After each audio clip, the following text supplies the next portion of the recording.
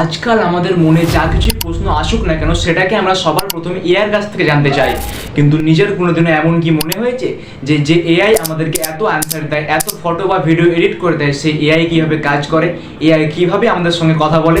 আসুন আজকে জেনে নিই।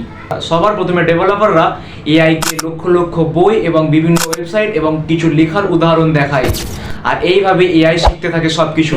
আর এর জন্য ব্যবহার করা হয় নিউরাল নেটওয়ার্ক, যেটা মানুষের মস্তিষ্কের কাজের থেকে অনুপ্রাণিত। তুমি যখন এআই এর কাছে কোনো কোশ্চেন করো তখন সে কোটি কোটি তথ্যকে বিশ্লেষণ করে কয়েক সেকেন্ডের মধ্যে তোমার আনসার দিয়ে দেয়। আর আজকের দিনে এআই শুধু চ্যাটবট হিসাবেই নয়, এআই ব্যবহার করা হচ্ছে Google search, YouTube recommendation, self driving কার, সব জায়গায়। কিন্তু একটা জিনিস মনে রাখা দরকার, এআই যতই স্মার্ট হোক না কেন, এটা কোনো মানুষ নয়। এর কোনো ইমোশন বা নিজস্ব কোনো চিন্তা ভাবনা নেই। তবুও ভবিষ্যতে এআই পৃথিবীকে অনেক পরিবর্তনে আনবে, আর আজকে আমরা সেই পরিবর্তনের প্রথম পর্যায়ে আছি। ভাবতে পারছো, একটা মেশিন তোমার সাথে কথা বলছে, তোমার ফটো ভিডিও এডিট করে দিচ্ছে, তোমার মনের কথা বুঝছে, আর তুমি তার সাথেই কথা বলছো।